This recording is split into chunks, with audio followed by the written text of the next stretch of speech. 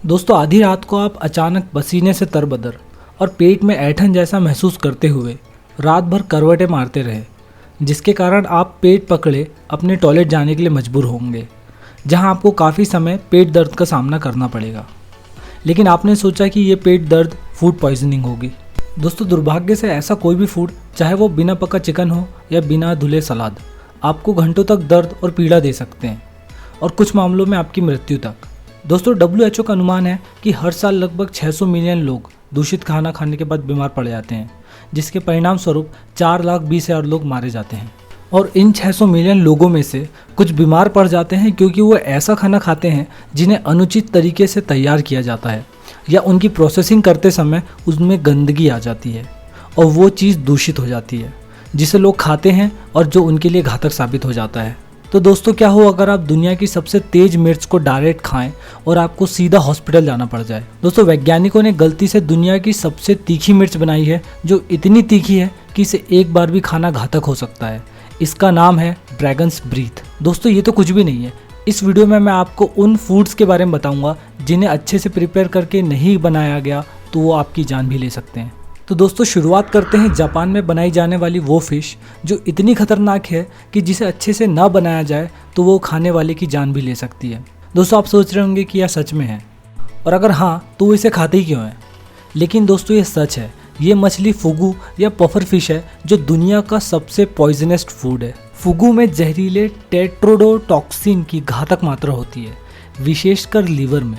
इसका जहर एक सोडियम चैनल अवरोधक है और यह मांसपेशियों को पैरालाइज कर देता है जब तक कि पीड़ित पूरी तरीके से सचेत रहता है, और आखिरकार पीड़ित सांस लेने में असमर्थ हो जाता है और स्फिसिएशन से मर जाता है। दोस्तों स्फिसिएशन उस कंडीशन को कहते हैं जब शरीर को किसी चीज़ के कारण फेफड़ों तक उचित मात्रा में ऑक्सीजन नहीं मिल पाती है और जिससे इंसान की डेथ भी हो सकती है। दोस्तों इसके लाइसेंस के लिए कई वर्षों तक जापानीज शेफ इस फिश को सही तरीके से बनाने के लिए मेहनत भी करते हैं, और यही नहीं, इस फिश को जब भी बेचा जाता है जब ये जापान में प्रिपेयर की गई हो और इसे USB अनुकूलित कंटेनरों के लाइसेंस के तहत ही भेजा जाता है। दोस्तों इसे बनाने वाले शेफ इस फिश की आइज, ब्रेन, ओवरीज, लीवर और आंतों को पूरी तरह से बिना गलती के अलग कर देते हैं, क्योंकि इस मछली के ये भाग बहुत खतरनाक होते हैं। यह एक न्यूरोटॉक्सिन है जो साइनाइड की तुलना में 1200 गुना अधिक घातक है और सिर्फ एक फुगू में 30 वयस्क लोगों को मारने के लिए पर्याप्त जहर है। दोस्तों इसलिए अगर कोई व्यक्ति इस मछली के उन भागों को जरा सा भी खाता है तो विथिन अ डे उसकी डेथ पक्की होगी।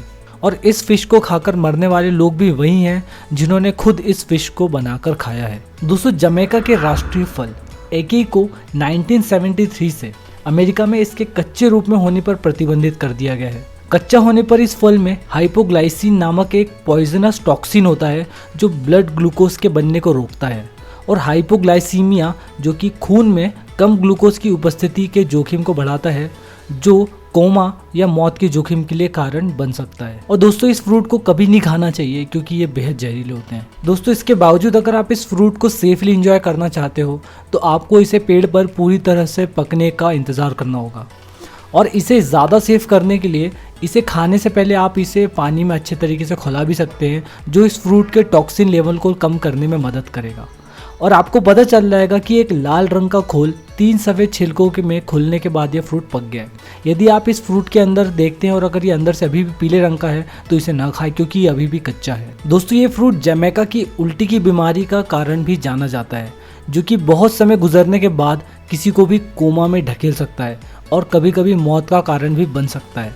हालांकि US में ठीक से पके और डिब्बाबंद एक ही खाने के लिए सुरक्षित हैं। तो दोस्तों इसके बाद है सनकजी। इस कोरियाई डिश में जिंदा बेबी ऑक्टोपस टेनेटकल है जो कि काटकर और पकाकर लोगों के लिए खाने के लिए तैयार किया जाता है। फुगू या एकी के विपरीत सनकजी जहरीले नहीं है।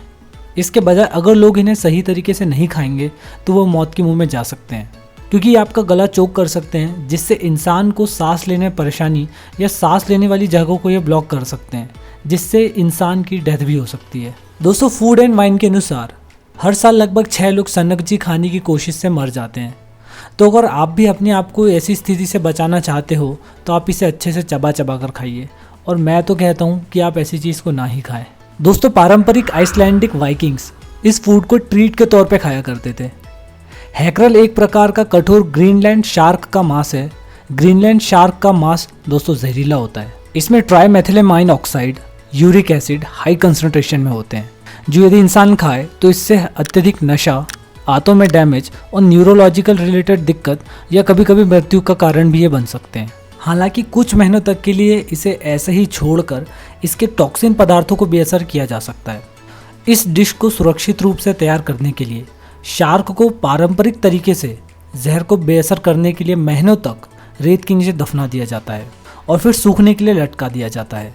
और ये चीज़ आजकल बड़े बड़े कंटेनरों में होती है। इसके बावजूद इससे आने वाली बदबू शायद आपको पसंद नहीं आएगी, इसलिए इसे शराब से धोया भी जाता है। और दोस्तों, अगर हैकरल डिश को अच्छे से प्रिपेयर नहीं किया जाए तो ये खाने वाले को बड़े से बड़ा साइड इफ़ेक्ट्स का सामना भी करा सकती है। दोस्तों, आगे बढ़ते हुए आप इस लिस्ट में इस पौधे को पाकर आश्चर्यचकित हो सकते हैं। इसे आमतौर पर जैम और पाई बनाने के लिए इस्तेमाल किया जाता है। रूबर्ब के डंठल खाने के लिए बिल्कुल ठीक है, लेकिन दोस्तों आप इसकी पत्तियों से दूर ही रहिए। इनमें ऑक्सैलिक एसिड होता है जो किडनी के लिए जहरीला होता है, और अगर आप इसका ज़्यादा सेवन करते हैं तो आपकी जान भी जा सकती है। ऐसा होने के लिए 65 किलोग्राम के वयस्क को 4 से 8 किलोग्राम के बीच कहीं ना कहीं रूबर्ब के पत्तों को खाने की आवश्यकता होगी। लेकिन अगर केवल कुछ पत्तियों को आपके द्वारा निगला जाता है तो आपको कई तरीके के साइड इफ़ेक्ट्स का अनुभव हो सकता है, जैसे कि गले और मुंह में जलन, मतली, सांस लेने में कठिनाई, दस्त और बहुत कुछ। कसावा, जिसे मैनियोक के रूप में भी जाना जाता है, एक सामान्य ट्रॉपिकल रूट यानी उष्णकटिबंधीय जड़ है जिसका उपयोग आमतौर पर ट्रैपियोका बनाने के लिए किया जाता है, और लैटिन अमेरिकी और कैरेबियन व्यंजनों में यह एक इम्पॉर्टेंट इंग्रेडिएंट है। हालांकि कच्चे कसावा में जहर साइनाइड होता है, इसलिए इसे सही तरीके से तैयार करना काफ़ी ज़रूरी है। दोस्तों, कसावा 2 टाइप के होते हैं, एक तो मीठे और एक तो कड़वे। कड़वे कसावे सख्त होते हैं, लेकिन इनमें साइनाइड की मात्रा बहुत अधिक होती है। अब कसावा मीठा है या कड़वा, इसके आधार पर इसको सुरक्षित रूप से खाने के लिए इसकी तैयारी भी अलग अलग तरीके से की जाती है। दोस्तों, मीठे कसावे को केवल खाने के लिए और सुरक्षित होने के लिए इसे पकाया जाना चाहिए, जबकि कड़वे कसावे को कसना ज़रूरी है, भिगोना ज़रूरी है, फिर साइनाइड के स्तर को कम करने के लिए पकाया जाना भी ज़रूरी है। दोस्तों, शायद इस लिस्ट में सबसे surprising food red kidney beans यानी लाल राजमा है। यह कई व्यंजनों में पसंदीदा है क्योंकि यह प्रोटीन, फाइबर, विटामिन और मिनरल्स प्रोवाइड करता है। दोस्तों, अब आप सोच रहे होंगे कि ये फूड हानिकारक कैसे हो सकता है, लेकिन अपने कच्चे या अधपके रूप में लाल राजमा अत्यधिक विषैले होते हैं क्योंकि इनमें फाइटोहेमाग्लूटिनिन की उच्च मात्रा होती है, जो कि लाल रक्त कोशिकाओं यानी रेड ब्लड सेल्स को आपस में टकराने का कारण बनता है, जिससे कई फूड पॉइजन सिम्टम्स और यहाँ तक कि आपकी आंतों को भी नुकसान पहुँच सकता है। इस बीन्स में से फाइटोहेमाग्लूटिनिन के स्तर को कम करने के लिए इन्हें अच्छे तरीके से भिगोने और फिर पर्याप्त समय के लिए उबालने की आवश्यकता होती है। तो दोस्तों, बात करते हैं फूड सेफ्टी की। जैसा कि आपने देखा कि किसी फूड को बनाना, स्टोर करना और हैंडल करना जीवन और मौत पर बात ला सकता है, या ऐसे साइड इफ़ेक्ट्स जो बहुत अधिक तकलीफ भी दे सकते हैं, या फिर हो सकता है कि आपको कई घंटे टॉयलेट के सामने ही गुजारने पड़े। इसलिए जो भी व्यक्ति किसी फूड को खाने का सोचे तो सबसे ज़रूरी है कि वो हमेशा ध्यान से उसे जांचे और सुनिश्चित करे कि अपने फूड को वो कैसे सुरक्षित रूप से धोए, पकाए, स्टोर करे और हैंडल करे, ताकि इससे होने वाले साइड इफ़ेक्ट से वो बच सके।